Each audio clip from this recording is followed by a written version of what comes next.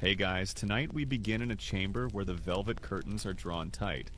The fire has burned low, and the scent of rosewater just barely masks something older. Decay, perhaps. The air is heavy in the spring of 1603, and you're standing in the private rooms of Queen Elizabeth I of England. She's sitting slumped, dressed in a gown that once blazed gold but now dulls in the twilight. Her courtiers hover nervously nearby, uncertain whether to speak or simply watch. No one says it out loud, but the air crackles with one silent truth. Something is very, very wrong. You watch her. She hasn't eaten in days. Her once unshakable voice, able to command fleets and silence Parliament, is now just a whisper. When asked a question, she stares at the floor. Her fingers tremble. The woman who once danced into the early hours, flirted with ambassadors while plotting their downfall, and rode into battle armor clad, now refuses to lie down. It's as if she knows that if she does, she won't get back up again. So, before you get comfortable, take a moment to like the video and subscribe, but only if you genuinely enjoy what I do here. Let me know in the comments where you're listening from and what time it is there. Now, dim the lights, maybe turn on a fan for that soft background hum, and let's ease into tonight's journey together. You shuffle closer, trying not to make noise. You can hear the faint creak of her chair. The glow from the fire flickers against her face, and her expression, stoic, unreadable, reminds you of a marble statue. No one dares speak of death. Not here, not in front of Her Majesty. But as you glance around the room, you catch exchanged glances. The kind people make when a secret is turning real. You blink, and just like that, we're whisked back in time, decades earlier. Imagine the Tower of London, looming cold and damp in the grey English mist. It's 1536. You're 5 years old, but your mother, Anne Boleyn, is being executed for treason, adultery, and witchcraft. Your father, Henry VIII, barely acknowledges you. You're moved from place to place like unwanted luggage. 1 minute you're a princess. The next, a lady of the king's household. Royal title revoked. Toys taken, tutors reassigned, and yet, somehow, you survive. You're Elizabeth Tudor, and your life has already veered off every map. You're raised on the knife's edge of court politics where one poorly chosen word could mean a date with the scaffold. You speak 6 languages by your teens, but more importantly, you learn when not to speak at all. Even now, you remember the precise way to curtsy without looking too proud, too low, or too indifferent. The court is a place where overachievers are beheaded and underachievers are forgotten. And yet, you still survive. There's this one scene that sticks with you. You're 9, maybe 10. Your half-sister Mary, the future Bloody Mary, visits. She doesn't smile much. Her eyes don't soften, even when you offer her one of your better-inked Latin poems. She accepts it with the grace of someone who might one day imprison you. And she will. Fast forward to your teenage years. The court buzzes with whispers. Elizabeth is clever. Elizabeth is dangerous. Elizabeth is too much like her mother, and honestly, they're not wrong. Like Anne Boleyn, you've got ambition. You've also got the face of a saint in portraits, but it's the mind behind that face that worries people. You read constantly, speak with precision, and rarely let emotions crack your veneer. Unless, of course, you're laughing at a well-aimed jab during dinner.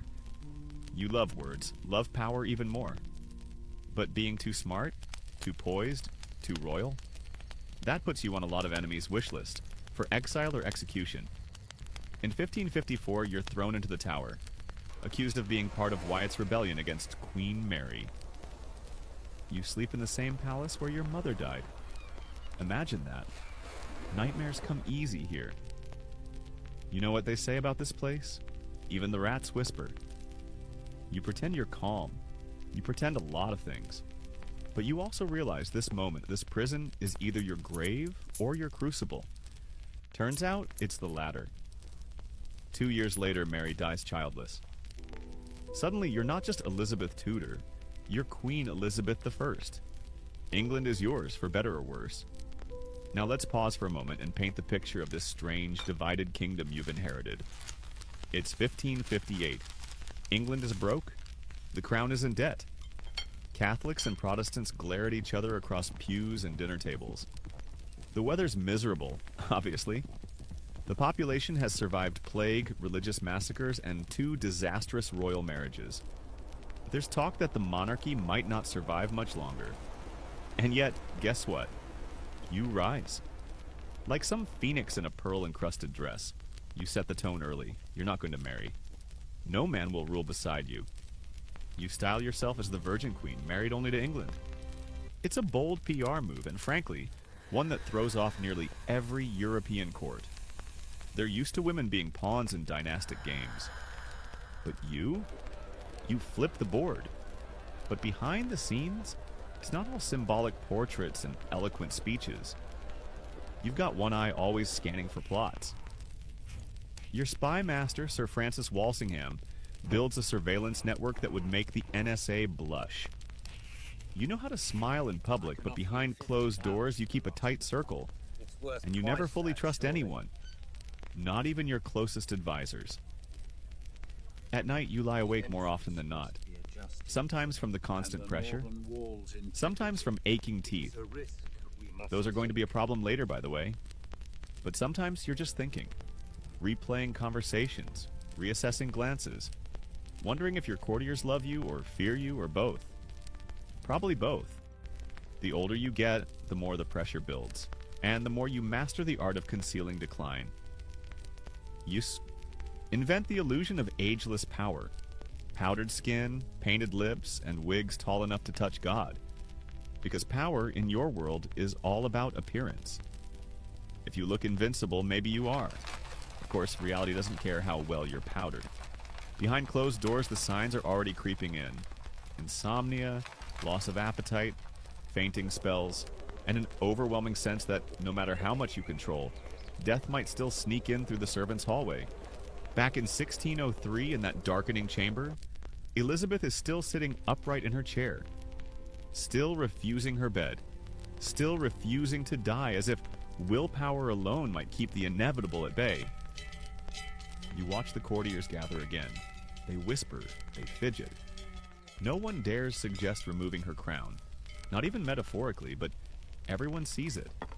The queen is fading, and none of her physicians, astrologers, or personal chaplains seem to have the courage or the cure to stop it. You're still there, in the flickering light of Elizabeth's final days, but now the candle smoke curls into something more dreamlike.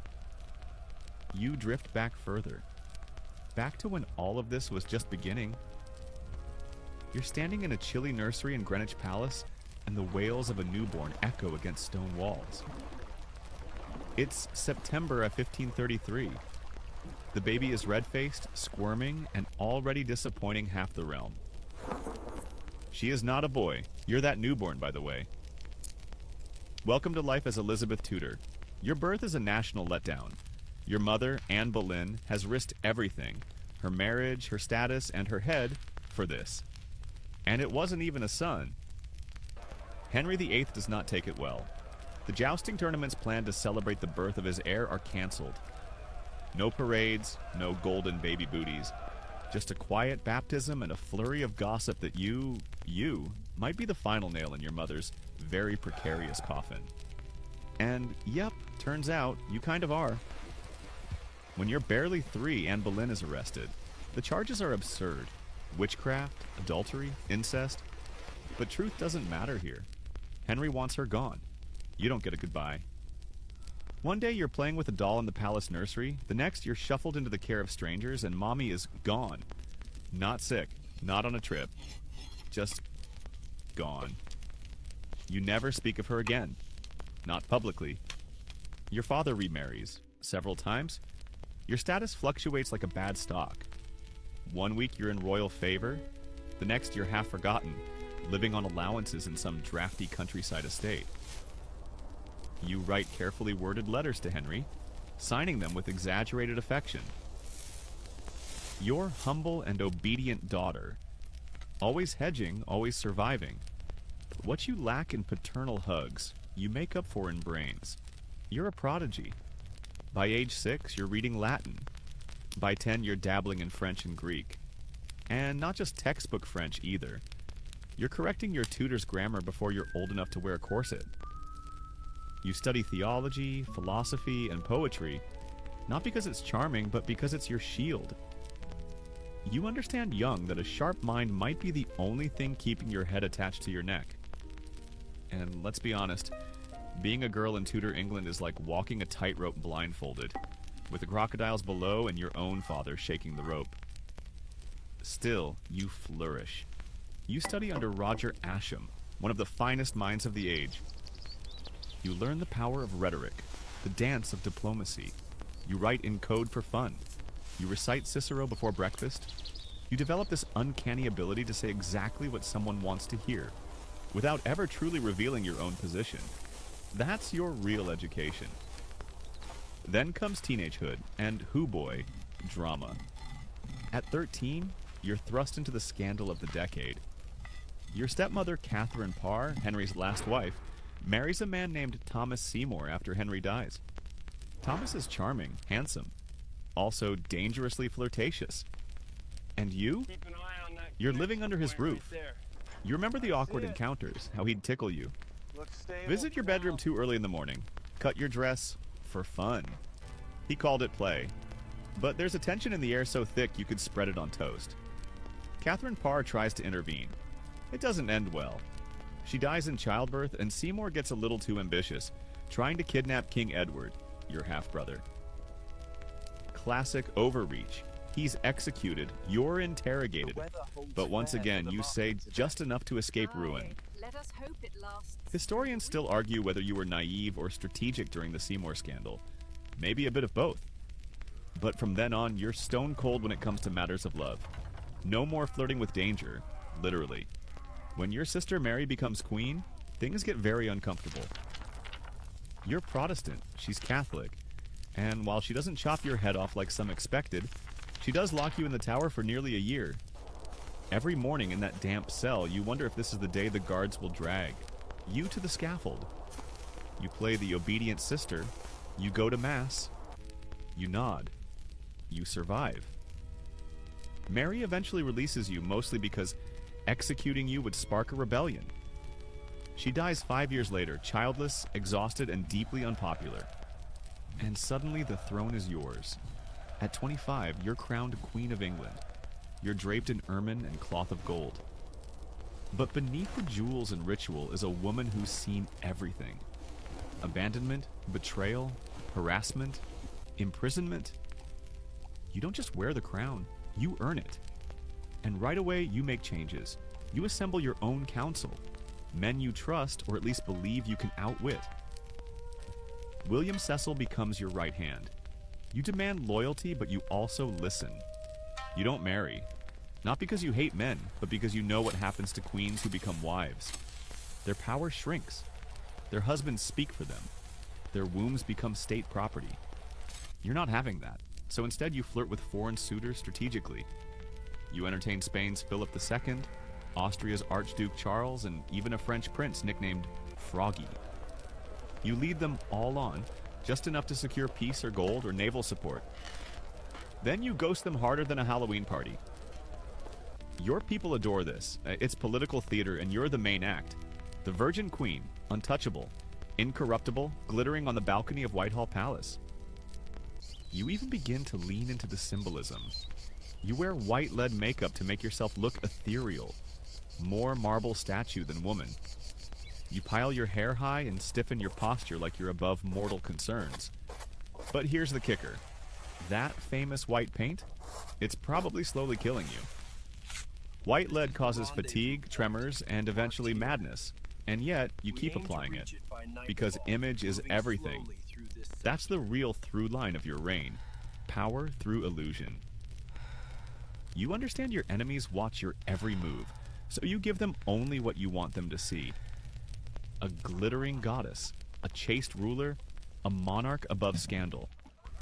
But you are not above fear. And in the back of your mind, that fear grows. Fear of aging.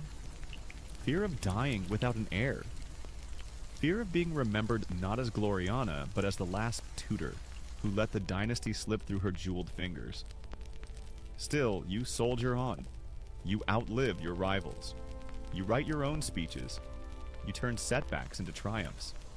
And every morning you look into your polished mirror, not to admire, but to assess. You are your own advisor, your own critic, your own legacy. And now, all these years later, here you are. Back in that room in 1603, the fire dying down, the shadows deepening. The girl who no one wanted has become the queen who defined an age. And yet, she won't close her eyes, she won't eat, she won't lie down. Because Elizabeth Tudor, you never trusted endings. They're rarely fair, almost always premature. And maybe, just maybe, if you stay awake long enough, you can rewrite this one too. You're still beside her, the queen who refuses to rest. The room hasn't changed. The candle wax drips silently. A few nobles whisper from the corners, their silk sleeves swishing like ghost wings, but she? Elizabeth? She hasn't moved. Still perched in that tall-backed chair like it's a throne and a coffin all at once. She won't speak. She won't sleep. It's as if her body is present, but her mind's already somewhere else.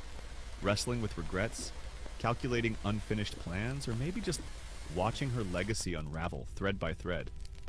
You don't leave. You wouldn't dare. Not now. Instead, you rewind again, back to when power was still fresh in your grasp, and every move you made shaped a future no one else could predict. The first few years of your reign are a masterclass in the art of survival, played at the highest stakes imaginable. You're a woman alone on the English throne, surrounded by skeptical lords, angry bishops, and foreign monarchs itching for weakness. Most of them think you'll cave, or marry, or die. But nope. You smile, issue some shockingly smart proclamations, and build your team. And let's not forget your style. You're not just a queen, you're a walking brand. With that stiff white makeup to cover smallpox scars, ruby-dusted lips, sky-high collars, and pearl-encrusted everything, you become more myth than mortal. You're Gloriana, you're Astria, you're a walking Renaissance painting with trust issues and a dagger behind your back. But let's talk about the makeup, yeah? The iconic white face that's plastered across every tapestry and oil painting. That's ceruse, a combo of white lead and vinegar. Gorgeous in candlelight, toxic in every other circumstance. You smear it on daily, for years. You even layer over ulcers and blisters as your skin begins to rebel. Ceruse seeps into your bloodstream, messes with your nerves, and maybe, just maybe, starts sowing the seeds of what eventually breaks you. Still, you wear it. Because to show weakness, wrinkles, blemishes, reality, is to give the wolves something to bite. And they're always circling.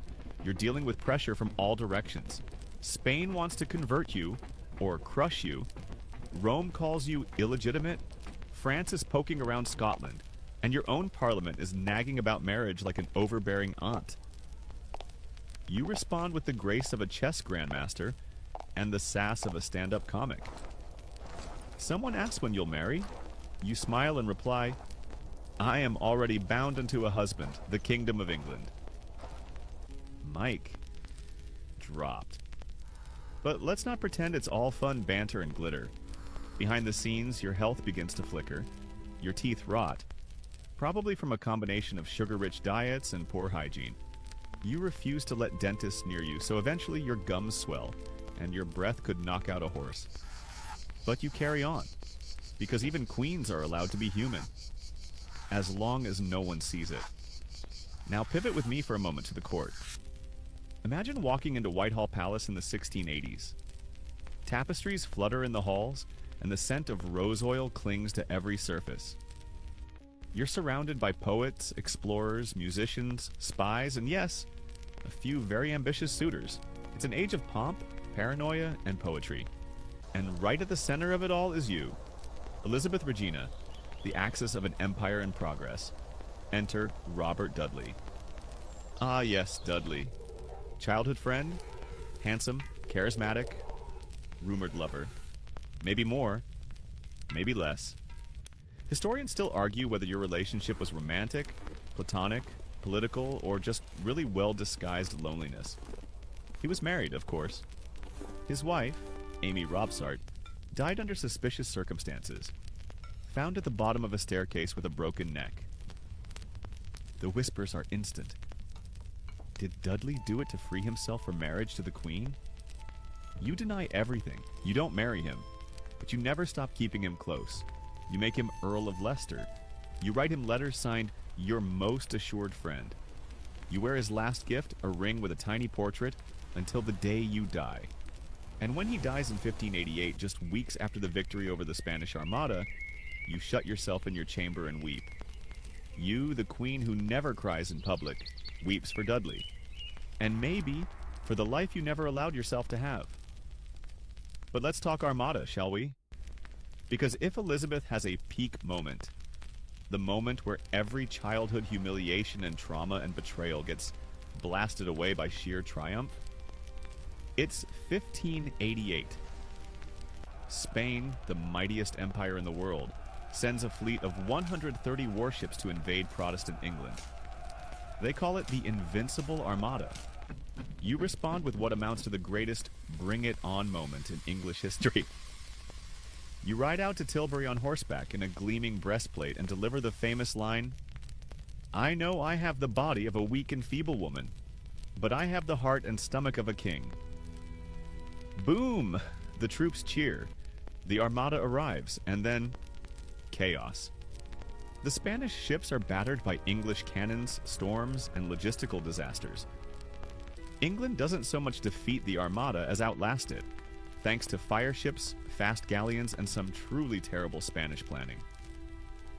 Still, the victory is framed as divine providence. England is saved. You are immortalized. The reality? A mix of tactical luck, terrible weather, and naval hustle. But the myth? Oh, the myth. You ride that like a parade float for the rest of your life. Still, success doesn't mean safety. In fact, it just raises the stakes.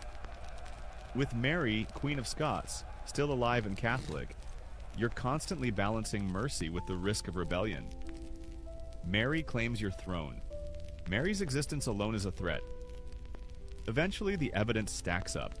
Letters, plots, foreign support, and you sign her death warrant. She's executed in 1587. It's brutal and personal. You hesitate for weeks before sending the order. When she dies, you claim the execution was unauthorized, maybe a lie, maybe a convenient excuse to soothe your conscience. Either way, one more rival is gone. But the guilt never leaves. Some say the ghost of Mary haunts your palace corridors. Maybe it's just guilt whispering from your locked past. Maybe it's something worse. You never say? Now, back to the room. The present, 1603. Your courtiers still linger. You still sit. The hours bleed together, no sleep, no words. You cling to your image like armor even as your body betrays you. The years of stress, cosmetics, disease, and heartbreak have taken their toll. The physicians are clueless. They talk of melancholy humors and recommend bloodletting and boiled herbs. One suggests rubbing pigeon on your feet to draw out death. Another offers ground pearls. You wave them all away. Because deep down, you know this is the end. You just don't want anyone else to see it. The shadows in the room stretch longer now. A single log cracks in the hearth, but it doesn't offer much warmth anymore. You're still there, quiet and small near the edge of the Queen's chamber and the courtiers. Oh, they're losing it a bit. They move like ghosts, avoiding her gaze. Everyone is whispering behind hands and fans.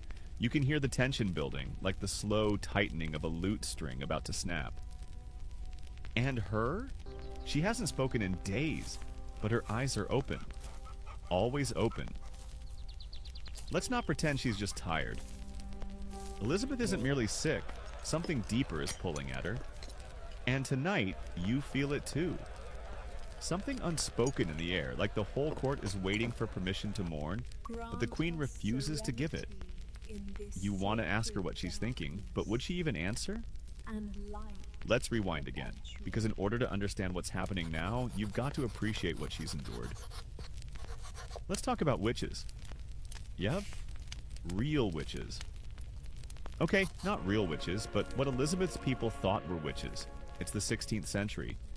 People believe cats are demons, sneezes are miniature exorcisms, and if your cow dies mysteriously, it was definitely the old woman next door putting a curse on your livestock. Welcome to Tudor England, a place where science is more superstition than system. And Elizabeth? She's walking a tightrope. Unlike her cousin Mary, Queen of Scots, who was all in on burning witches at the stake, Elizabeth is skeptical. You actually banned witch trials that lacked hard evidence, which, let's face it, was most of them. You insisted on due process. Revolutionary idea at the time. But don't mistake that for full-on progressiveness. You still believed in the supernatural. You consulted astrologers, magicians, and even personal soothsayers. One of them, your favorite, was John Dee. Ah yes, John Dee. Mathematician, alchemist, astrologer, occasional conjurer of spirits. Picture Gandalf, but with more eyeliner and less reliable moral compass. Dee was convinced he could talk to angels using polished obsidian mirrors and something called an Enochian language. He was also a serious scholar who advised you on everything from celestial omens to empire building. He even coined the phrase British Empire, if you can believe that. Historians still argue whether Dee was a genius, a fraud, or something weirder. Maybe all three. But you trusted him. For a while. Until, of course, he lost favor. That's the thing about Elizabethan court life. You can be the Queen's golden child one day and out in the cold the next. Literally. Speaking of trust, let's talk about your health. It was never great. We've already mentioned your makeup being made of literal poison. But there's more. You suffered from migraines, possibly anemia, and persistent dental infections. Your doctors, bless them, had the medical understanding of a loaf of bread. They prescribed everything from toad ointment to boiled sheep's dung. Yes, really, that's not a joke. That's history. Once, to soothe your rotting teeth, you drank clove oil and held hot irons to your jaw. Another time, your court physician suggested cutting open a puppy and pressing its warm guts to your stomach to draw out bad vapors. You said no, thankfully, but just barely. And yet, you kept going. You ruled, you debated, you made speeches that echoed through Parliament like thunder. You danced when your knees ached, you smiled when your gums bled. Because being queen wasn't just your job, it was your armor. You couldn't take it off. Not even for a moment. Still, the pressure built. And the loneliness? Let's talk about that for a moment. You were surrounded by people, but rarely with them. Everyone wanted something. Favor, land, titles, permission to import French wine. You couldn't have real friends. Even your ladies-in-waiting were political weapons. Ambitious pawns maneuvering for their family's fortune. You slept in your chamber surrounded by whispering silks, but no warmth. No spouse, no children, no real legacy. You said it was your choice, and mostly it was. But the weight of that choice grows heavier with age. Especially when your cousin Mary's son, James, starts getting cozy with your advisors.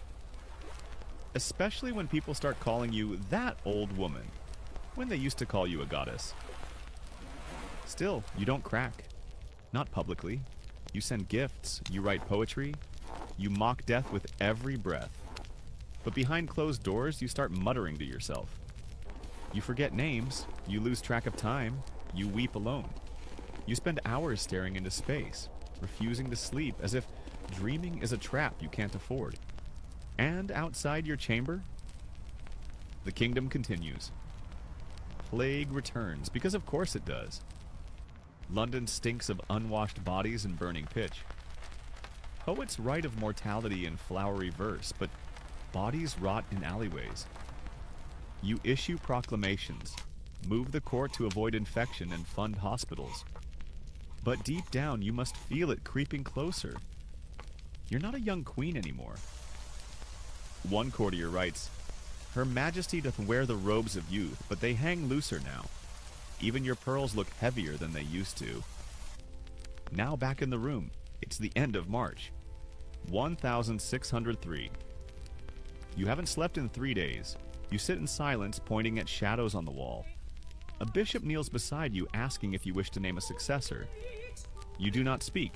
Instead, you raise a hand. Some say you gesture toward Robert Cecil, hinting that James VI of Scotland is to be your heir. Others claim you simply wave them away, as if the entire world now bores you.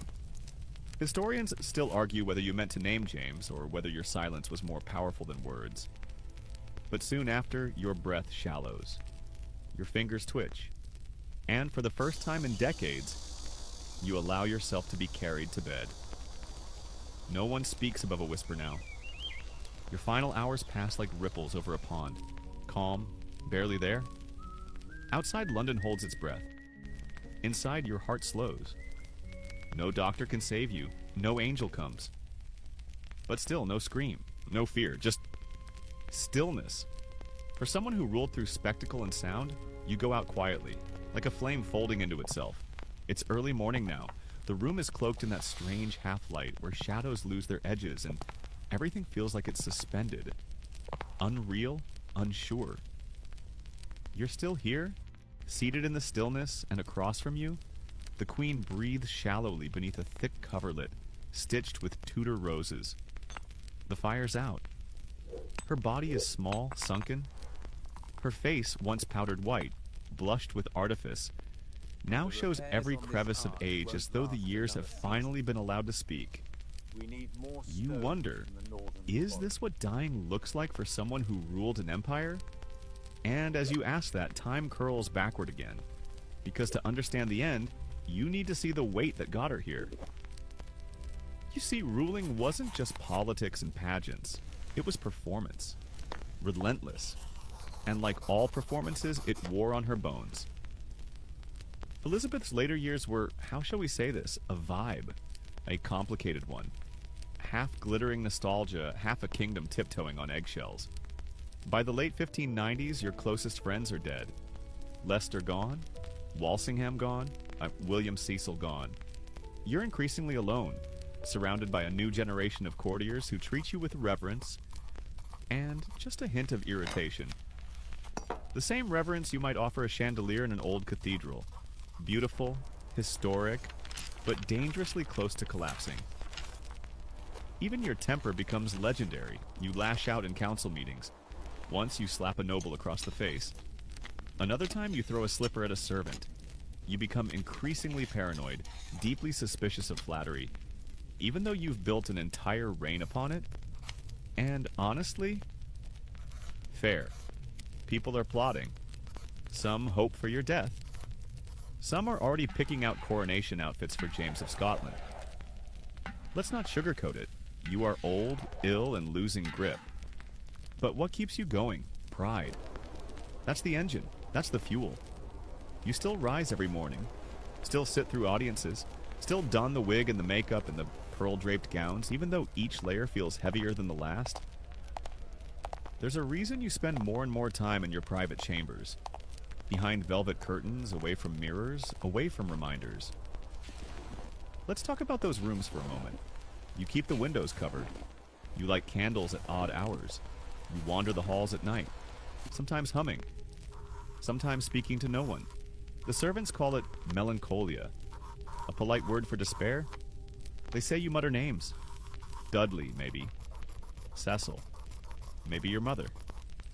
You begin refusing food, first meat, then bread, then even broth. The physicians hover, prescribing pearls and powdered beetles, and of course, that old classic, just bleed her a little. Yeah, let's talk about Tudor medicine again. Your court physicians, armed with nothing but leeches and guesses, believe in the four humors: blood, phlegm, black bile, and yellow bile. If you're sick, it must be because one is out of balance.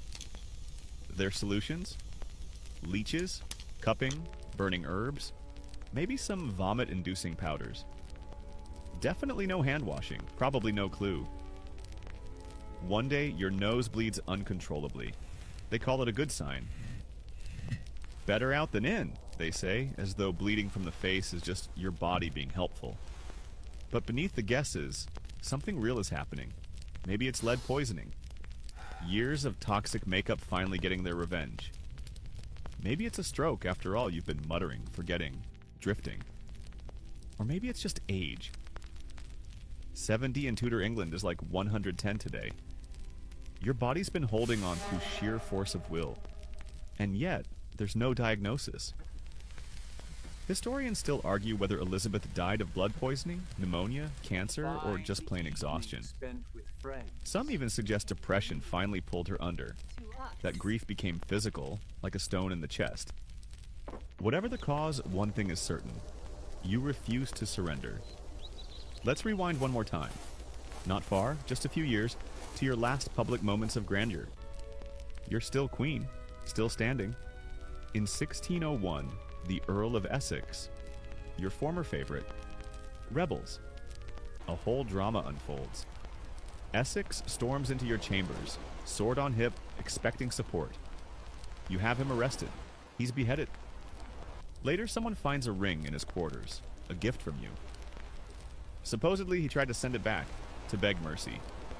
But it never reached you. Or maybe it did, and you chose silence. We'll never know. But that ring, you keep it. Quietly.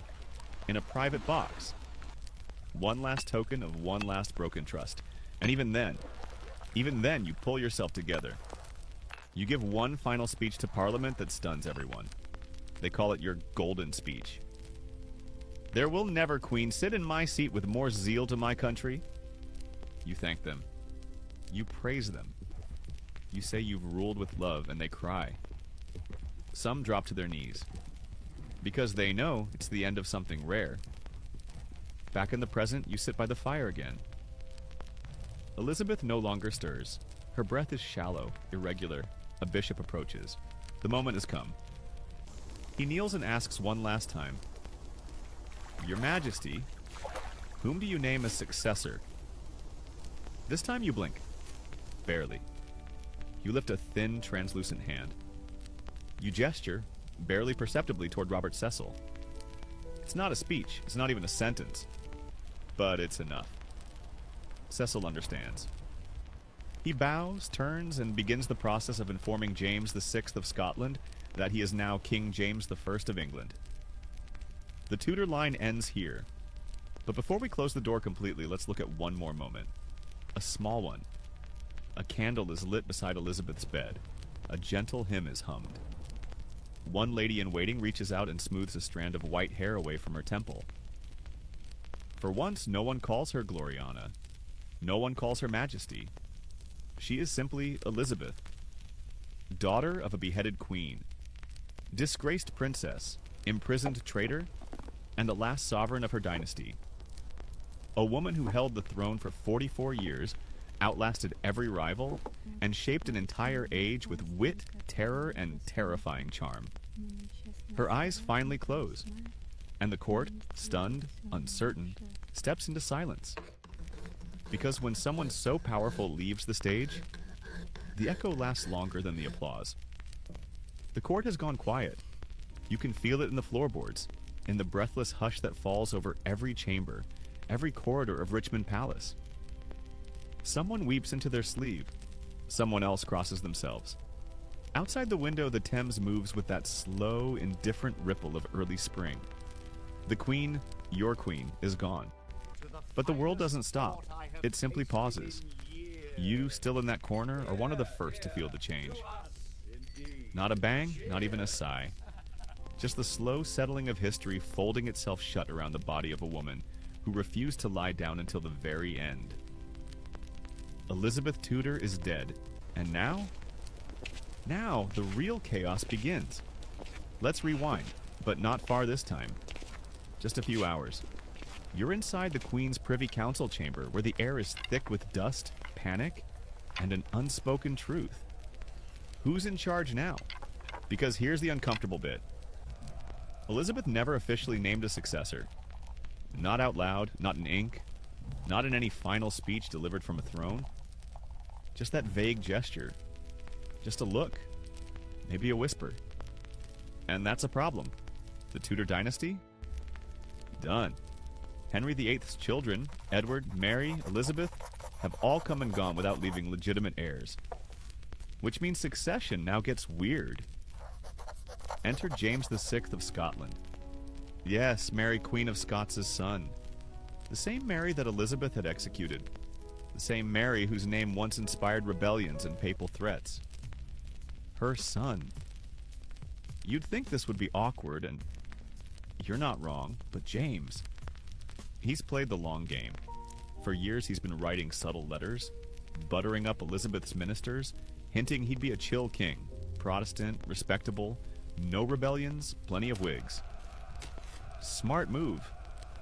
Robert Cecil, the son of Elizabeth's longtime advisor, has been coordinating this behind the scenes for years. Carefully, quietly.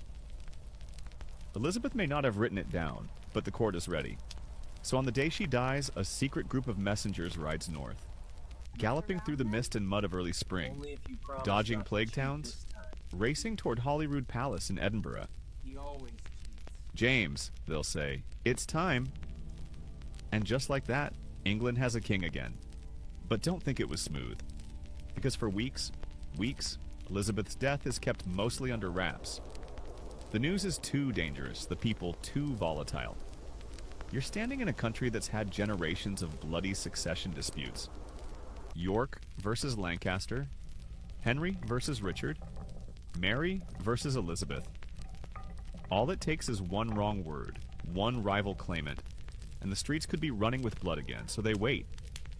They plan the funeral, they draft proclamations, they seal letters with thick red wax. And while all that's happening, you walk the palace. You pass Elizabeth's abandoned writing desk, her ivory comb, her mirror tilted away from the light. In her absence, the room feels smaller, less mythic. There are no divine glows anymore, no scent of rosewater, just the heavy quiet of a legend being packed away into history. Let's take a moment to talk about her funeral. It's April 28th, 1603, a month after her death. You join the crowds lining the streets of London. The Queen's coffin is carried on a grand hearse pulled by 4 horses, draped in black velvet, topped with a life-sized wax effigy of her in full regalia. People weep openly. Some cheer, some just stare. You're not sure whether it's grief, awe, or sheer disbelief, because Elizabeth has always been there, for over 4 decades, through famines, wars, and plagues, through rebellions and victories. For many people watching the procession, she's the only monarch they've ever known. And now, a man is taking her place. That alone unsettles people more than they admit. For an entire generation, the Queen meant Elizabeth, and now there's King James, a bearded Scot with a complicated past and an even more complicated accent. Let's step into that transition for a bit. James I, or James VI, if you're counting his Scottish title, arrives in London with a massive entourage, a wardrobe heavy on ruffles, and a thick air of, well, I suppose I'm in charge now. He's clever, yes, fluent in Latin and politics, but he's not Elizabeth. He lacks her presence, her bite, her aura, and it shows. Elizabeth had style. James has policy. He immediately starts promoting his favorites, men like Robert Carr and George Villiers, who will eventually cause whispers of favoritism and scandal. He tries to unite England and Scotland under one crown. Good idea. Tough execution. He survives assassination attempts, commissions a new translation of the Bible. You might have heard of the King James Version. And struggles with Parliament like it's a badly behaved cat. But let's not drift too far ahead, because even as James rules, Elizabeth lingers. In the architecture, in the songs, in the minds of her people. Bards and poets mourn her. Shakespeare himself writes elegies. Portraits of her flood the market. Some merchants even sell lockets with her face, tiny gold ovals that people wear like relics of a saint. She becomes more myth than monarch, a symbol of strength, purity, and cunning femininity. Which is ironic, of course, because the real Elizabeth was messy, flawed, occasionally cruel and incredibly human. But myths don't like mess, so the stories grow. She ruled with wisdom beyond her years. She loved only her country. She sacrificed everything for the good of England. Never mind the scandals, the death warrants, the paranoia. Time smooths her edges like waves polishing sea glass. And somewhere in Westminster Abbey, in a grand tomb covered with Latin inscriptions and marble lions, Elizabeth lies beside her half-sister Mary. The same Mary who once locked her in the Tower. The same Mary she outlived and replaced. They rest in the same stone. Two queens, two faiths, two histories. Above their grave, the inscription reads, "Partners in throne and grave. Here we sleep. Elizabeth and Mary, sisters in hope." You can almost hear Elizabeth laughing, because she knows. That hope wasn't always shared, that throne was bitterly fought.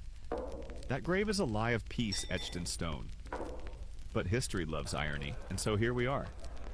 Elizabeth's story doesn't end with her death. It unfurls like a long velvet train through the reigns of kings and the pages of books. Her speeches are quoted in parliaments. Her portraits hang in museums. Her legend becomes so loud that it nearly drowns out the real woman beneath. And yet, even now, sitting in this silence, you can almost feel her hand on your shoulder. Still here, still watching.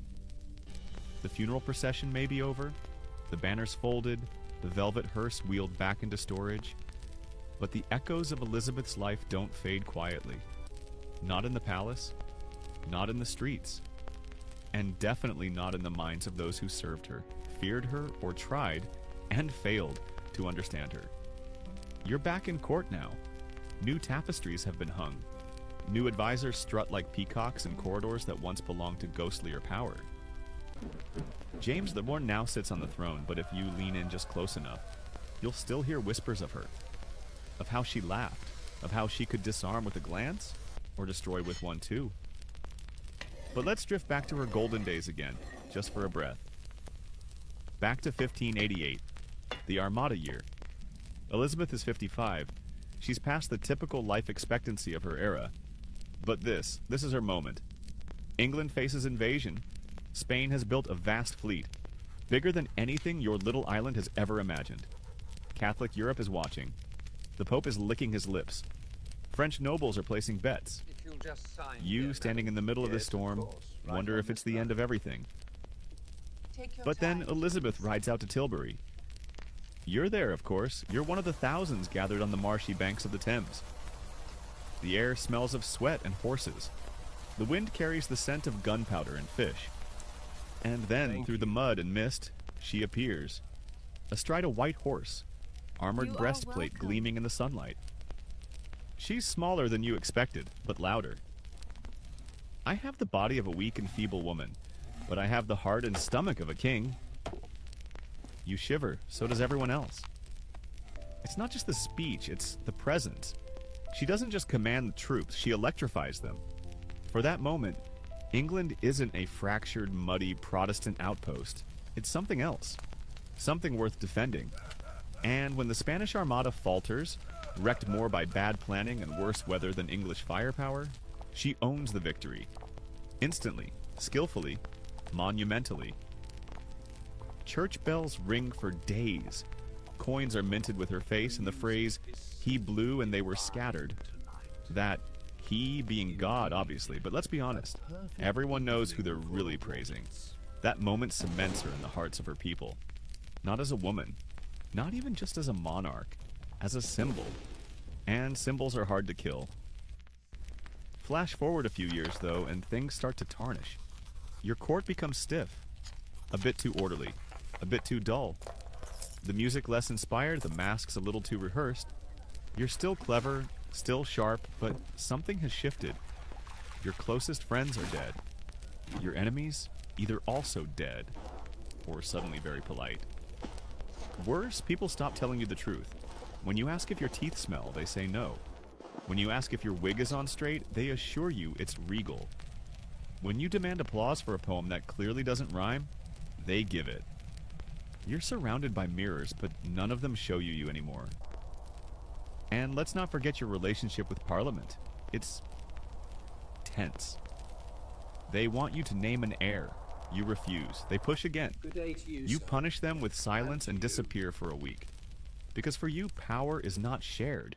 It's not inherited. It's not explained. It is, and even as your body weakens, your mind doesn't.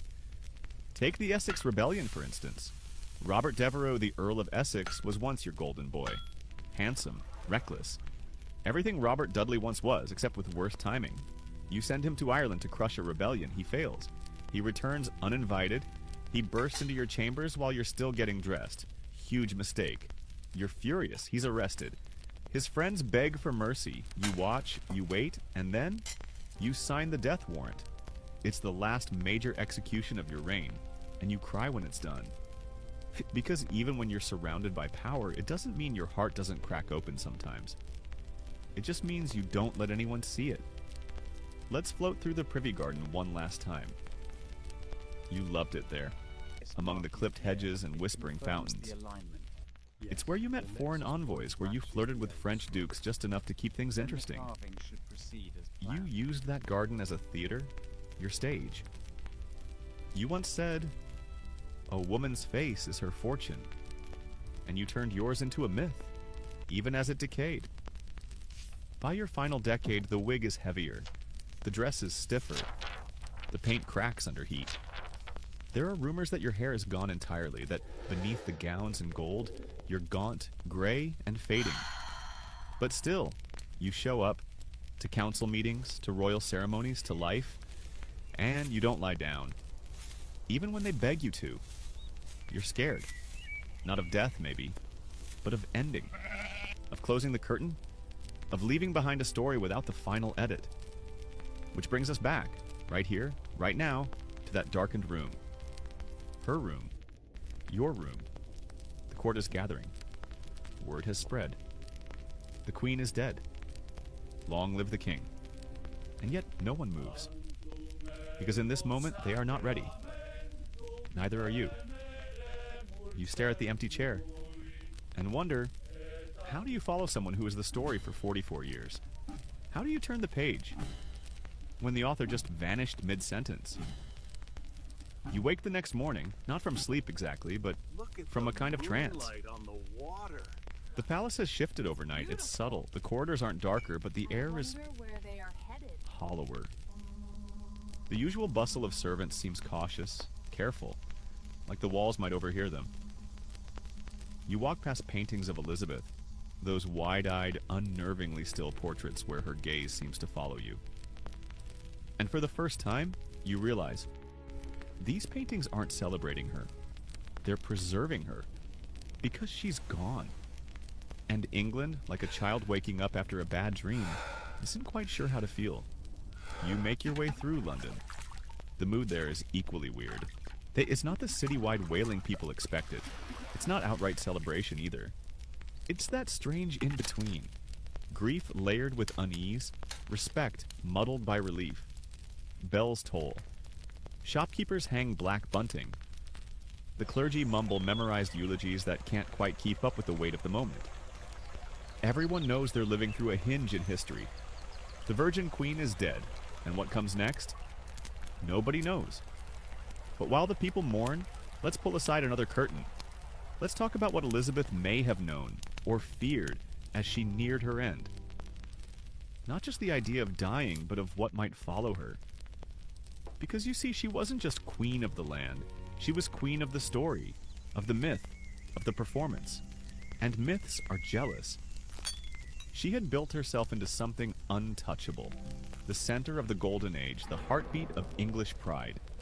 And now, that control, the carefully curated image, the poems, the plays, the speeches, is slipping into the hands of the next rulers, the next writers, the next historians. Let's pause and talk about Shakespeare for a second. Because yes, he was very much active during her reign. In fact, his rise tracks closely with her golden years. She even saw A Midsummer Night's Dream, probably laughed at Much Ado, and may have shed a single dramatic tear at Richard II. Maybe. And here's the thing. While Shakespeare never wrote a play about Elizabeth, she's everywhere in his writing. You can see her in Portia, brilliant, independent, cloaked in disguise. In Rosalind, witty, charming, one step ahead of the men. Even in Cleopatra, aging, theatrical, regal, and clinging to power with beautiful desperation.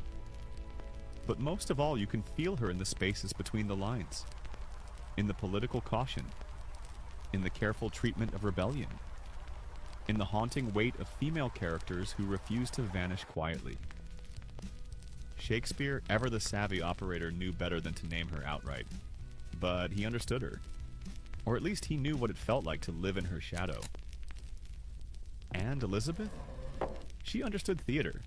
Her entire reign was one long performance. The elaborate costumes, the choreographed court appearances, the speeches that seemed spontaneous but were edited to the comma. She didn't just tolerate spectacle, she wielded it. There's a moment historians like to reference. Late in her reign, she appears at court wearing a gown embroidered with eyes and ears. Literal embroidered eyeballs and golden ears. Message received. She sees all. She hears all. Also she knows, even when she doesn't say so.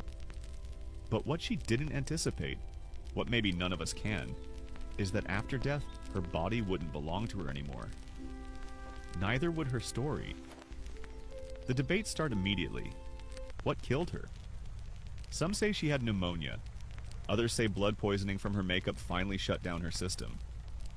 There's talk of throat cancer, stroke, even arsenic poisoning, and then, yes, even melancholia. A word that sounds poetic but really just means her sadness grew teeth. And this weird blend of medical guesswork and court gossip becomes her autopsy. No scalpels, no cold tables, just whispers. What did she really feel for Robert Dudley? Did she love him? Did they? Well, you know. Or was he just the one person who didn't betray her? Historians still argue whether Elizabeth's famous virginity was a real choice, a practical ruse, or a giant political power move. It's the most asked, least answerable question of her entire reign. Because, of course, the moment a powerful woman dies, people want to crack her open, romantically, sexually, emotionally, like a locked diary. She left no children, no husband, no letters admitting anything, really. Just a ring with Dudley's portrait, found on her finger when they laid her to rest. Make of that what you will. Was she afraid of dying? You want to say no. You hope she wasn't. But then again, she refused to name a successor. Refused to go to bed. Refused to speak. And when you refuse everything at the end, maybe that's not strength. Maybe that's fear. Or maybe it's control, clutched like a scepter even as your hand slips. Either way, she held on until the last possible moment. And then let go. And here's where it gets stranger. Because Elizabeth might be gone, but her cult, yes, cult, has only just begun. Books are printed, ballads sung, portraits mass-produced. Merchants sell wooden carvings of her. Poets call her the Phoenix, rising again in English hearts. Churches commission windows with her image in stained glass. No other English monarch, not even Victoria, gets mythologized this hard. She becomes icon, Virgin Queen, Warrior Queen, Gloriana, the Fairy Queen. But never just Elizabeth. Not the girl who lost her mother to an axe. Not the teenager interrogated in the tower. Not the lonely woman who stared into mirrors until the cracks started to blur with her skin. Those parts are inconvenient, but they're real. And that's why you're still here, listening. Because this isn't just a history lesson, it's a haunting. You don't just remember Elizabeth, you're haunted by her. Every queen after her stands in her silhouette. Every story of power and performance echoes with her voice. And whether you believe in ghosts or not, there's something about her that never really left that chamber at Richmond. She's still sitting upright, still refusing to sleep, still watching, even now. Back in the candlelit silence of Richmond, you sit quietly, still after all this time, with Elizabeth's presence heavy in the room. Not her body. That's been carried off for burial, sealed in marble and Latin. But the space feels occupied, thick with memory. as though the Queen has left something behind, just out of sight. Not a ghost exactly, something denser, like a question that refuses to be answered. You listen. Outside, a wind picks up, a low whistle through the chimney, and then you remember the mask. Not the ceremonial one. Not the one used in masks and pageants, but the mask. The one she wore every day. We've talked about the makeup, the thick white Ceres paste that cracked and poisoned. But her mask was quiet, tense. You held a candle while one of them gently tried to reapply a layer of white paste to Elizabeth's cheeks. But the skin wouldn't take it. The paint flaked. The Queen flinched. Her hand rose faster than you expected and pushed the mirror away. "No," she whispered. "Leave it." And so she attended that evening slightly uneven. Just for an hour, just for one night. And the whispers? They started immediately. She looks tired. Is that a bruise near her chin? Has she grown thinner? You saw her jaw tighten. The same woman who had danced until dawn after defeating the Armada now hesitated before stepping into a ballroom. Not because she was frail, but because the illusion had slipped. And that, maybe more than death itself, terrified her. Because Elizabeth was the illusion, the magic trick, the constructed myth of a monarch who defied biology, gender, and politics through sheer willpower and paint. But once the cracks appeared, they couldn't be unseen. Let's not pretend she didn't know. She was smarter than everyone around her. She had read Tacitus in Latin before most of her nobles knew how to sign their names. She understood that myth-making was a game, one she had mastered. And now, with her image fading, she faced the one truth every myth-maker dreads. You can't outwit time. You can't charm death, not forever. But she tried. Even in her final weeks, Elizabeth refused to see priests, refused to confess, refused to admit that anything was wrong. One bishop tried gently to coax her into making peace with God. She fixed him with a stare that could boil water. "I do not choose to go to bed," she whispered. And so she sat, day after day. And the court, helpless, reverent, increasingly desperate, waited. One servant described her as a statue of sorrow. Another claimed she seemed already embalmed. One courtier wept openly, only to be told to leave the room. Her final act of control was to keep her death hers. Now let's pivot, briefly, from the physical to the mystical. Because believe it or not, Elizabeth's death was predicted. Or so people claim. There were astrologers, as we mentioned, John Dee most famously, who believed in omens. And Elizabeth believed just enough to let them linger around the palace. Dee once told her that a great shadow would follow her final days. A typical vague prophecy, sure. But in 1602, strange things began happening. The Queen's favorite hunting hound died suddenly. A comet was seen over London, burning orange in the March sky. And then there was the dream. One of her ladies claimed Elizabeth awoke screaming one night, saying her mother, Anne Boleyn, stood at the foot of her bed, weeping. Creepy? Sure, real, who knows? But the story spread, because the people were primed for myth. They wanted Elizabeth's ending to mean something. Not just old age, not just infection, but a royal curse maybe, a divine final act. Something to fit the grandeur of her life. Historians still argue whether these tales were fabricated afterward, shaped like clay to fit the narrative. And they probably were. But the fact that people wanted them to be true says something. It says that Elizabeth had transcended monarchy. She wasn't just a queen anymore, she was legend. Now let's get a little weird, because there's one more theory. One of the most fringe, yet strangely persistent, ideas about Elizabeth's death. Are you ready? Here it is. Elizabeth never existed. Okay, not never existed. But that the Elizabeth who ruled England was not the same Elizabeth who was born at Greenwich in 1533. The story goes like this. As a child, Elizabeth was sent to Bisley, Gloucestershire during a plague outbreak. While there, she supposedly died, In a panic, her caretakers found a red-haired village boy, dressed him in her clothes, and passed him off as the princess. And that boy? He grew up to be Queen Elizabeth I. Ridiculous, of course. Absolutely no historical evidence, you bet. And yet, the story lingers.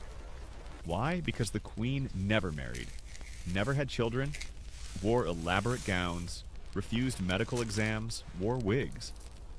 Was, by all accounts, a deeply private person. All of which, in the right hands, becomes conspiracy gold. Even Bram Stoker, yes, Dracula Bram Stoker, wrote a full book in the 20th century exploring this idea. His claim? The Bisley Boy theory explained Elizabeth's refusal to marry and her fierce protection of her image. Now, obviously, this is more gothic fan fiction than serious scholarship, but it speaks to something real, something unspoken in the Elizabeth story. We don't actually know her. Not fully, and maybe that's the point. She made herself unknowable. Intentionally. She left behind no diaries, burned many of her letters, carefully edited her speeches, controlled her public image to a level we now associate with K-pop idols or space agencies. And so, even in death, she remains just out of reach. A queen? A mask? You're walking now. Through a long gallery in Hampton Court. Yes, that same palace where Henry VIII once danced with your mother. The air is cool, faintly damp, and your footsteps echo under the vaulted ceiling. Sunlight filters through the stained glass windows, casting fractured patterns across the floor. At the far end of the hallway, there's a portrait of her. Elizabeth in full regalia, her hand resting on a globe, eyes unblinking, mouth unreadable. You stand in front of it and wonder, was she ever really real? Because the more you learn, the more she unravels.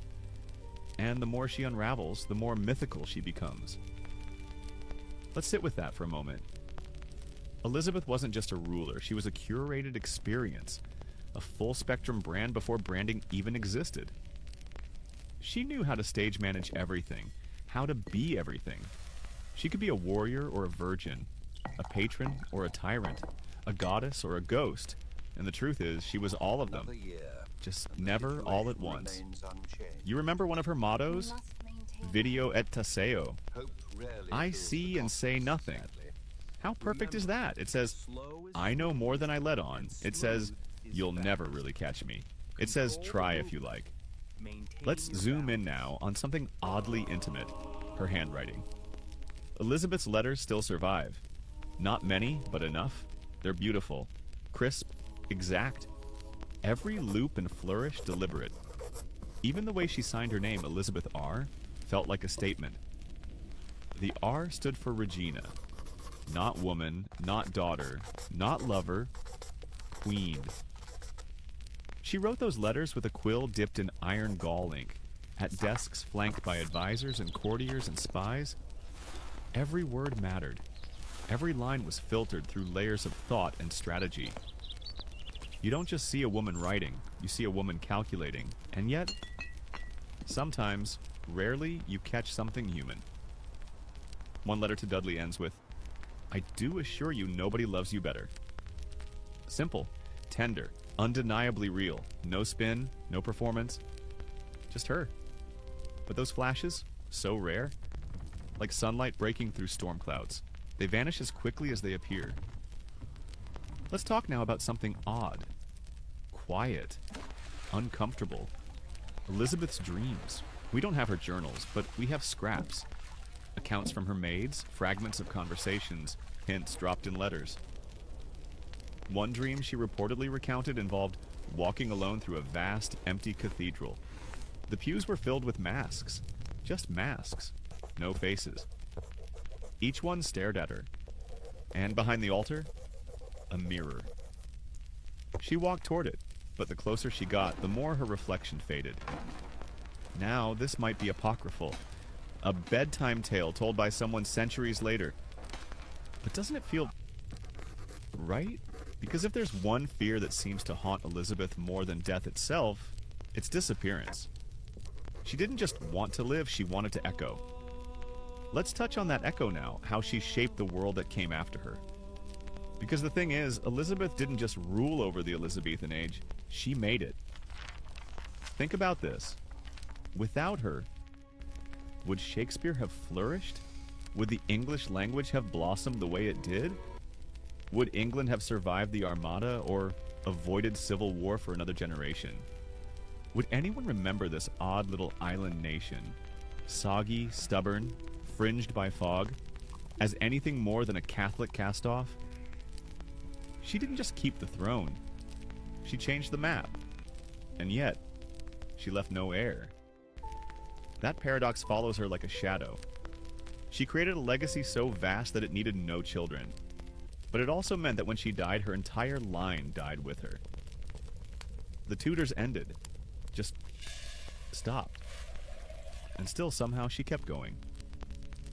Here's how weird it gets. By the 18th century, Elizabeth is practically a folk hero. Children sing rhymes about her. Rural pubs hang faded signs with her silhouette.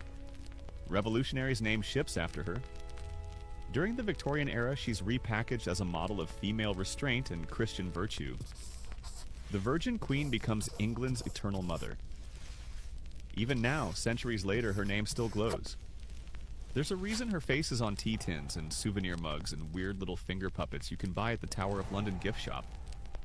She's one of those rare figures who managed to outlive her own mortality. Like Cleopatra. Like Joan of Arc. Like the Queen in a deck of cards. But here's the twist. She did it by hiding. She hid herself so well under the paint, under the speeches, under the layers of silk and steel, that no one could ever fully destroy her. Because no one ever really saw her. She became the version of herself she wanted us to remember. And maybe that's how you win. You don't fight death. You out-narrate it. Now come with me. We're walking down the nave of Westminster Abbey. The air is colder here, stone upon stone, tomb upon tomb. And there, beneath the marble effigy, lies Elizabeth. Her tomb rests atop her sister Mary's. A quiet irony, given how loud their lives once were. The inscription is simple. Consorts in realm and tomb, sisters in hope. You stare down at it and wonder, was hope what really bound them? Or was it silence? The kind of silence you're sitting in now. Because you realize as you stand there, she isn't gone. Not really. She's in every whispered debate about power. She's in every crown, every speech, every fragile balancing act between authority and affection. She's in the myth. And the myth, that's the part that doesn't die. You're outside now. The palace is behind you, the river to your left. The skyline of a still uncertain London stretching before you. The morning air carries the scent of chimney soot and dew-damp stone. A cart clatters down the road. Someone's shouting about turnips. A child chases pigeons past the gates of Whitehall. And still, you feel her. Even here, beyond the throne and the court, and the layers of velvet and myth, she follows. Elizabeth Tudor, a woman who controlled her legacy so tightly even her death couldn't unwrite her. You step into a tavern not far from St. Paul's. Inside, it's warm, busy, smoke-thick. You sit near a table of scribes arguing over pamphlets. One of them slams a hand on the wood and mutters, "I heard she was poisoned. Spanish plot. Whispered it for years." Another leans in, lowering his voice. "Nay, she was mad. Right mad by the end. Refused her bed. They said she saw ghosts." And another, quiet, older, just sips his ale and says, "She saw truth. That's what killed her." There's laughter, a clink of pewter mugs, and then silence again. Because no one knows, not really. And that's what keeps people talking. Keeps them watching her long after she's gone. Let's rewind once more. Not to a specific moment, but to a pattern. A presence. Throughout her reign, Elizabeth was watched. Constantly. Not just by courtiers or subjects, but by history itself. And yet she watched back. She watched her nobles, her ambassadors, her enemies. She read reports, listened through walls, had spies in foreign courts, letters intercepted, deciphered, rerouted. If there was a whisper in Venice about her marriage plans, she heard it before it reached Calais. She lived in a state of performance and paranoia so extreme it was practically policy. And still, she danced, she laughed, she ruled. There's a moment, a real one, recorded in the letters of a Spanish ambassador. He writes about Elizabeth at a court ball where she wears a dress made entirely of silver threads. No jewelry. Just that glimmering fabric, moving like water. She dances with 4 partners in a row, barely breaks a sweat. Then she pauses, drinks a goblet of wine, and whispers something to a visiting French noble. "You all speak of me like a ghost, but see, I am no shadow." And maybe that was true then. But now the ghost stories begin. Let's talk about the hauntings, because yes, she's said to haunt Richmond Palace. Also Windsor Castle. A toast to the Some say her hosts spirit walks the halls near the for Long some Gallery or whispers behind doors that haven't been opened in centuries. One cleaner claimed to hear her sighing just before dawn.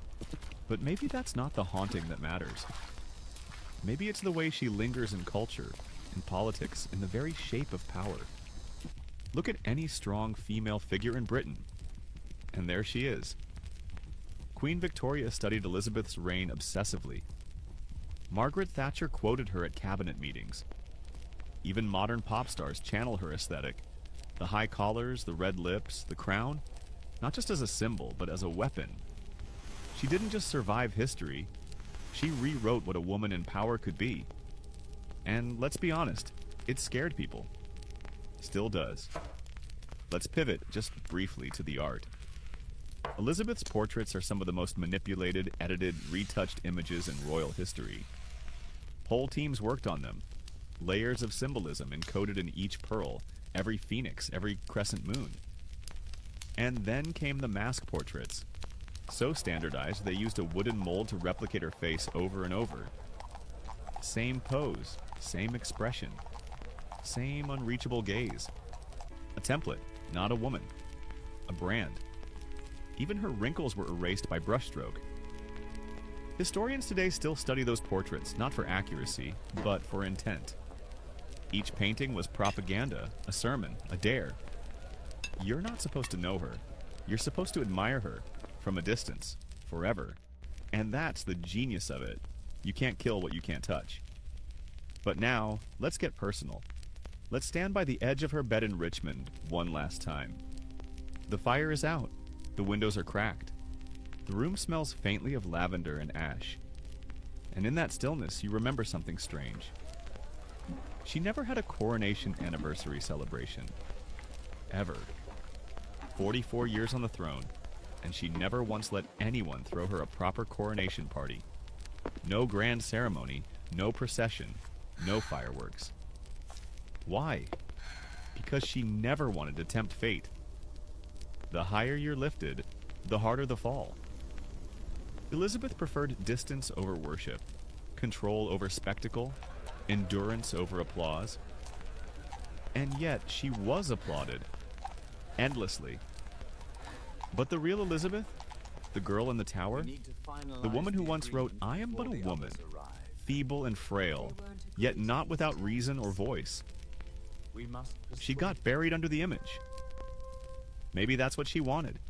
Maybe that's what she feared. Historians still argue whether she orchestrated her image to protect herself or to erase herself. But either way, it worked.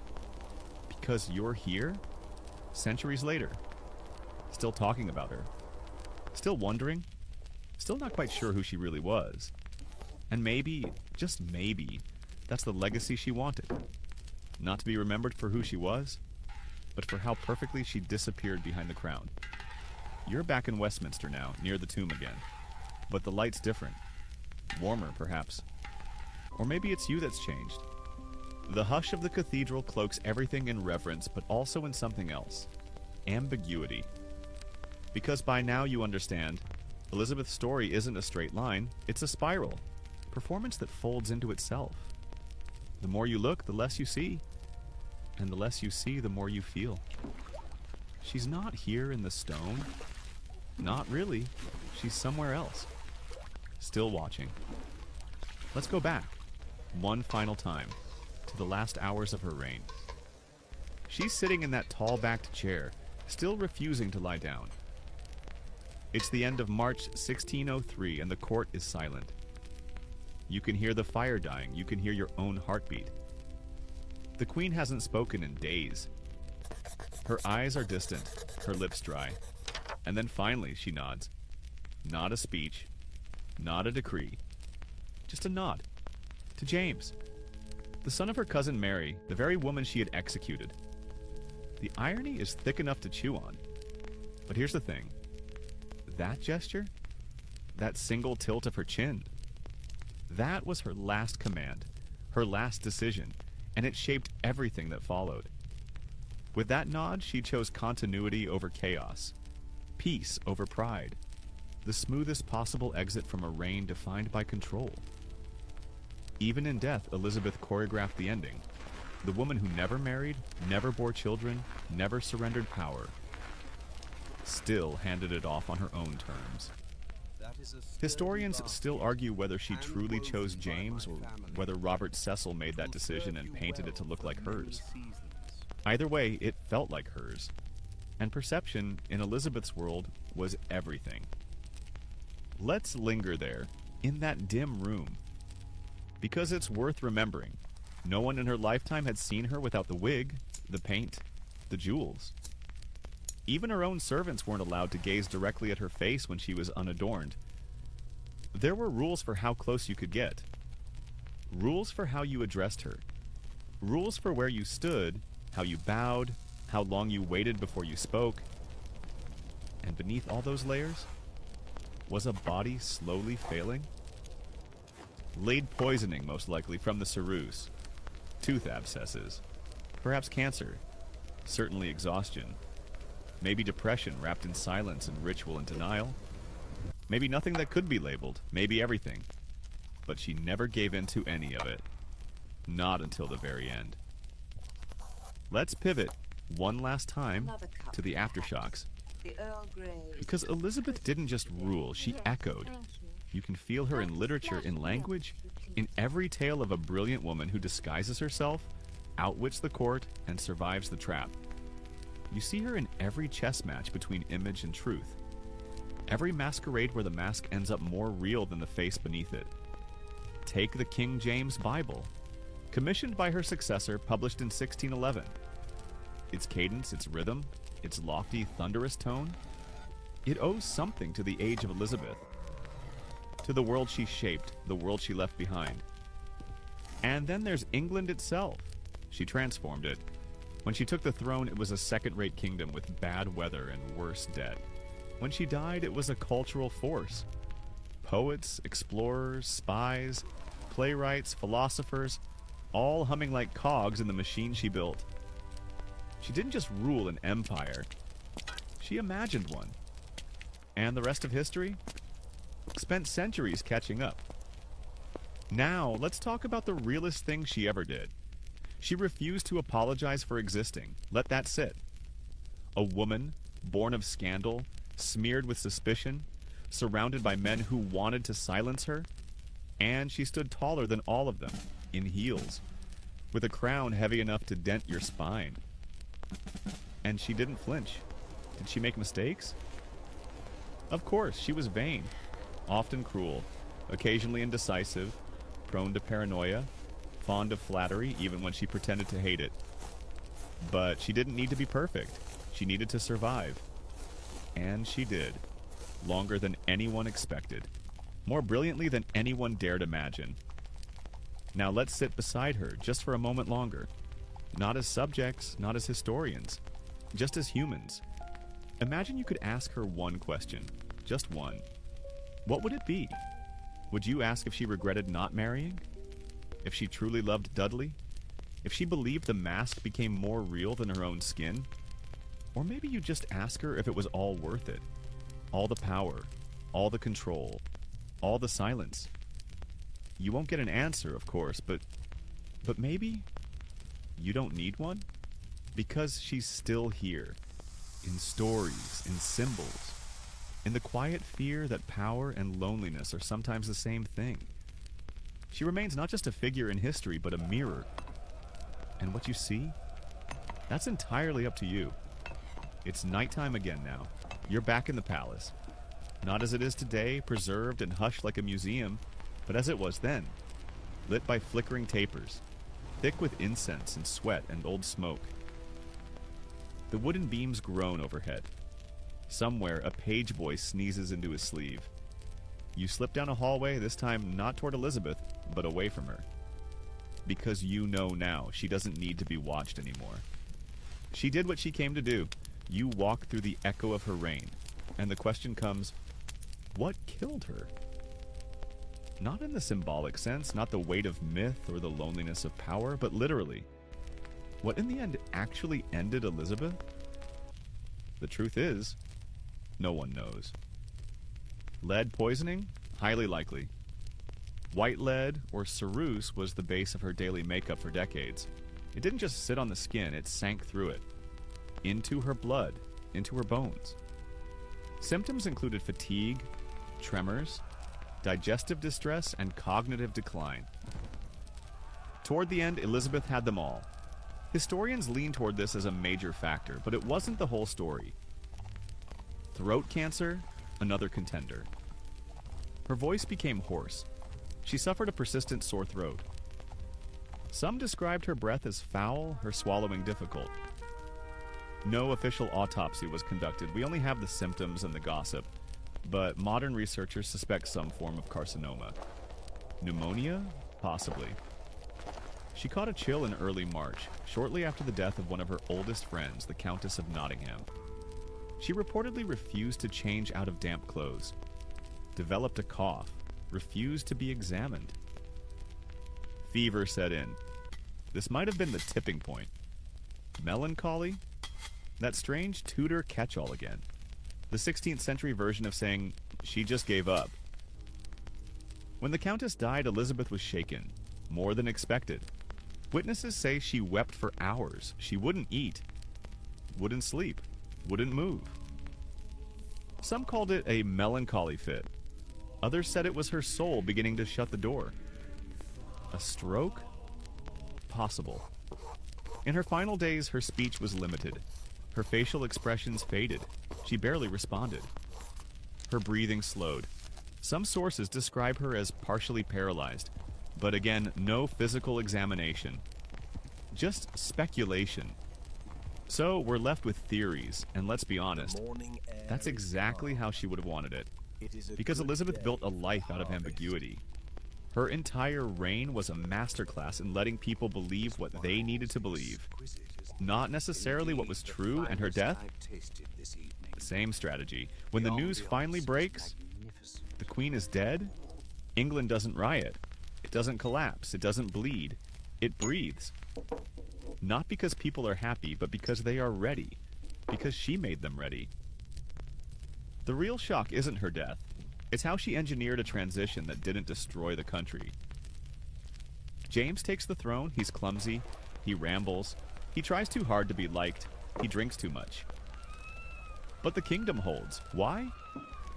Because Elizabeth left it intact. Even without heirs. Even without a clear succession plan. Even without saying a word. Now let's talk about her last belongings. The final inventory of her possessions is a strange window into the woman behind the crown. Silk gloves, prayer books, a mirror set in crystal, dozens of wigs, more than 80 gowns, jewels engraved with tiny initials, some of hers, some of Dudley's. But one item stands out, a small ring, gold, plain, with a hidden compartment. Inside, 2 miniature portraits, one of herself, and one believed to be her mother, Anne Boleyn. The ring never left her finger. When she died, they had to pry it off. Historians still argue whether it was a secret act of defiance, a private mourning, or just a sentimental token. But what it means, that's clear. She remembered. Through all the layers of monarchy and myth, Elizabeth never forgot where she came from. She knew. She knew she was born of scandal, of a queen beheaded, of a king who changed an entire religion just to get his way. She carried that weight every day, and she turned it into something more powerful than anyone could have imagined. Let's step outside one last time. It's dusk. You're standing at the edge of the Thames watching the water slide by like molten lead. The skyline glows with lantern light. A bell tolls in the distance, low and slow, and you realize she's still here. Not as a ghost, but as a shape, a silhouette. A question you keep returning to. She ruled longer than any monarch before her. She built the modern English identity. She inspired poets, terrified nobles, and outmaneuvered kings. She died alone, unmarried, unyielding, and somehow, even in that, especially in that, she became more than just a queen. She became a mirror. Because when you stare at Elizabeth, you don't just see history. You see power. You see survival. You see the cost of being unforgettable. And you start to wonder, if it were you, would you have done the same? Would you have worn the mask, burned the letters, carried the ring, and never let them really see you? Maybe, maybe not, but either way, you'll never forget her, because she made sure of that. The evening settles around you like velvet. You're still walking the edges of Elizabeth's world, through the corridors of memory now more than stone. But something lingers, not sadness, not awe. Something more subtle, something heavier. Responsibility. Because once you've heard her story, not just the official one, the gold leaf chronicle, but the strange, breathless, aching one underneath, you carry it. Like a ring tucked in your pocket. Like a secret no one else quite knows how to hold. So before we begin winding down, let's return to something simple. Elizabeth was a survivor. That word gets thrown around too easily these days, but for her, it was the entire foundation. Born under suspicion, raised in fear, denied legitimacy, denied safety, denied peace. She made herself matter. And not just matter, she made herself impossible to ignore. Let's retrace that evolution one last time. You start as a child of disappointment. A girl, not the boy everyone hoped for. You grow up under the long shadow of a dead mother and a father who cuts off heads like a gardener trims roses. You learn fast that smiles can lie and loyalty is temporary. You become a teenager in a tower, writing poetry and holding your breath, waiting to hear whether your sister will execute you on a whim. You learn that silence can be a strategy, that playing dumb can be safer than speaking truth. Then you're a queen with no blueprint, no husband, no son, no precedent. Just you, your mind, and a kingdom teetering between poverty and civil war. You fake confidence until it becomes real. You rule by instinct, by manipulation, by presence. And finally, you become a symbol. Not by choice, at least not entirely, but by necessity. Because when you're a woman in power, people don't just judge your decisions. They judge your skin, your voice, your womb, your stillness, your ambition. So you armor up. You paint your face white, strap yourself into gowns with whalebone corsets, speak in riddles, flirt in 5 languages, and never ever cry in public.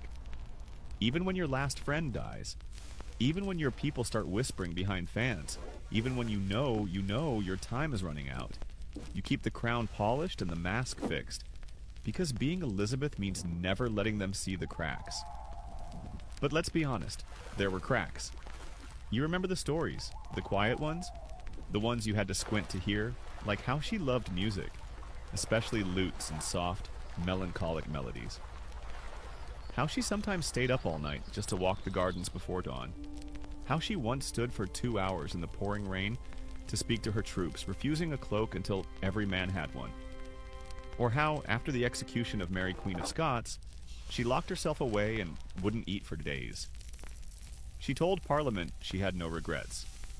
But her eyes told a different story. Because behind all the control, all the spectacle, there was a human being who carried more grief than most entire dynasties, and she carried it alone. Now, in these final hours, what remains? The tomb, the portraits, the speeches, but also us. Still wondering, still trying to piece her together, still tracing the gold leaf outlines and asking, what's underneath?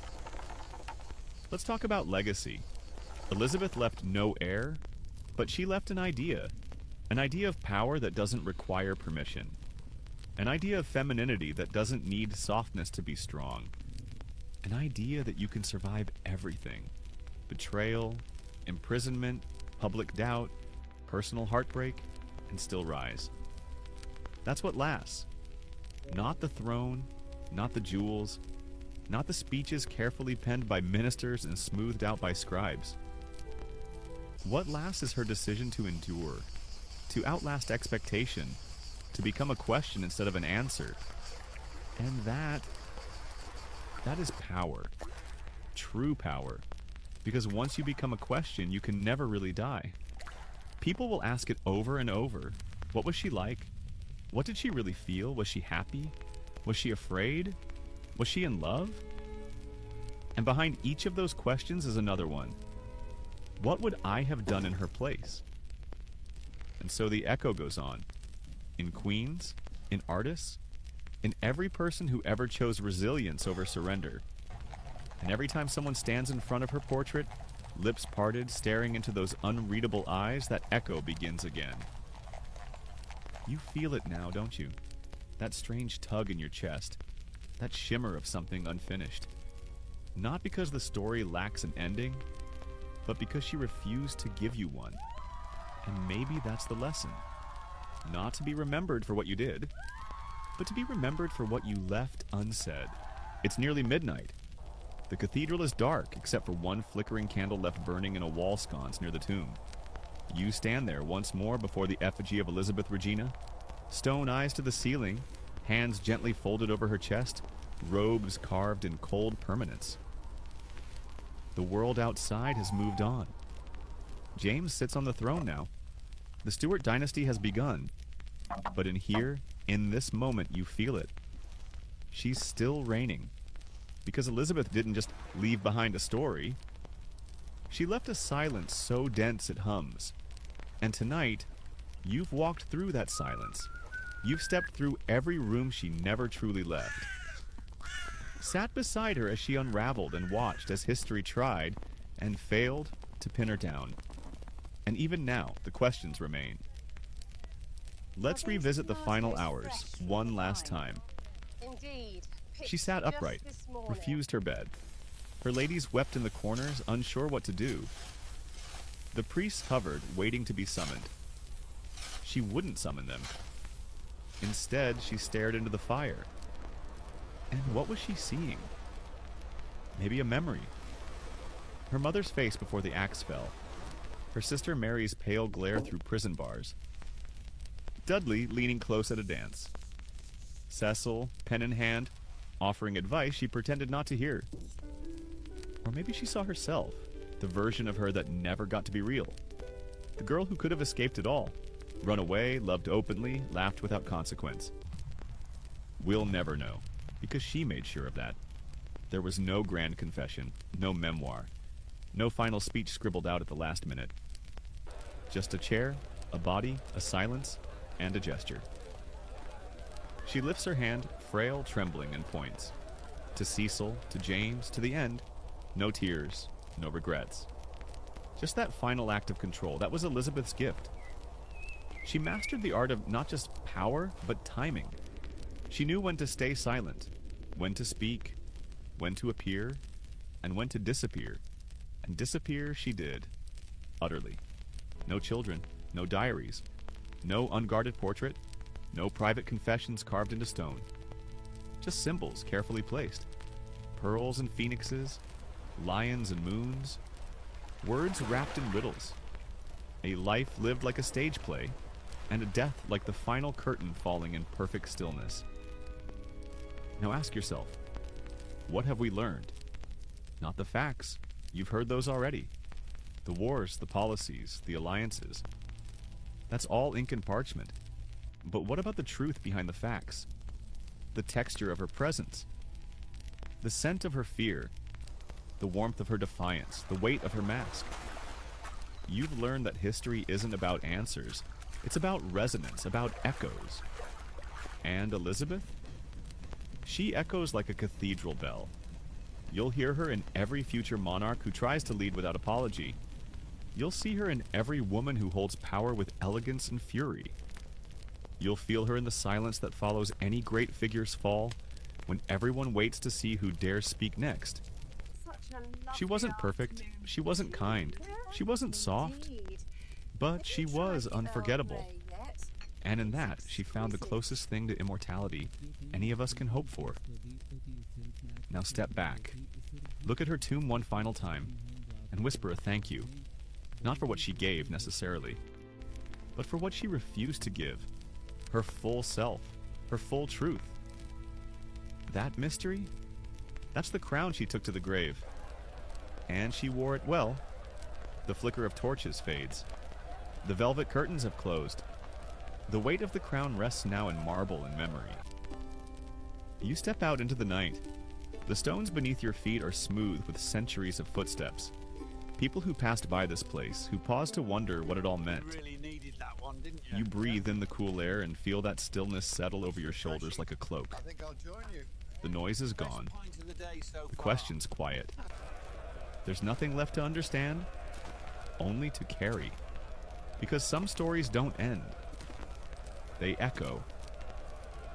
So let that echo follow you gently into sleep tonight. Let it thread through your dreams like silk. The image of a queen still upright in her chair. Her ring on her finger. Her lips pressed closed, secrets sealed inside. Her silence wasn't empty. It was chosen. The ambiance So rest now. truly remarkable. You don't have to untangle the whole story. You don't have to decide if she was hero or villain or something stranger. You only have to remember that she was. Near the river. Brilliant, Then terrifying, we should maddening, exploit it, alive. yeah. And now, at last, at peace. Let your breathing slow. Let your eyes close. The queen has fallen silent, and so too may you.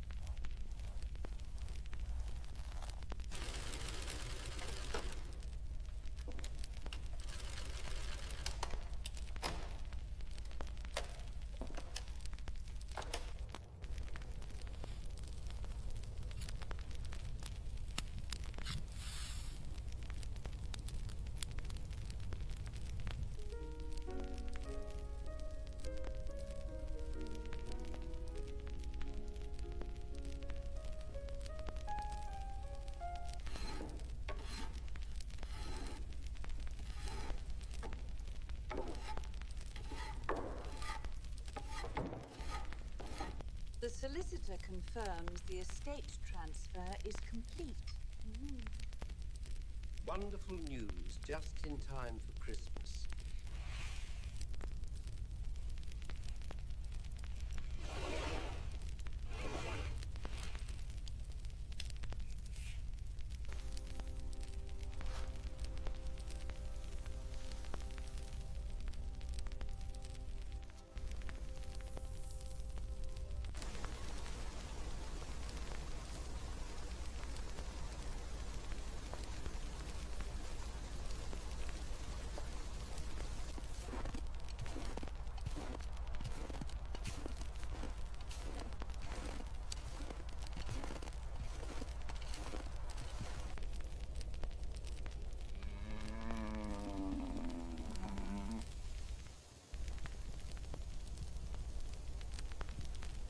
Town sits right here, past the ridge. See the smoke? I see it. We should reach it by sunset if we push the horses.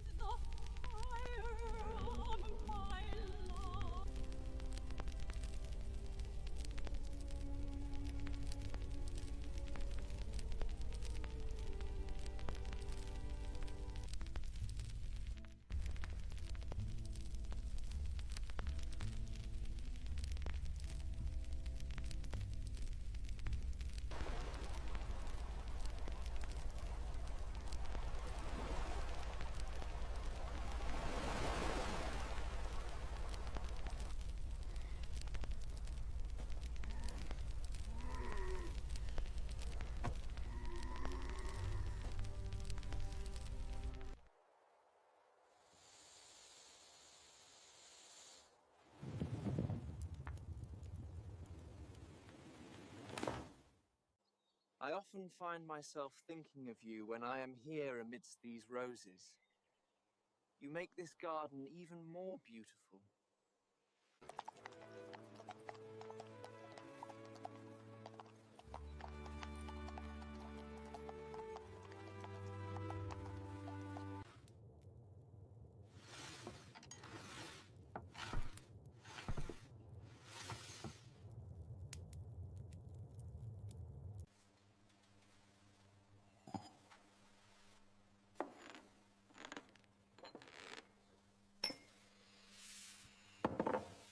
These berries are the freshest you'll find today.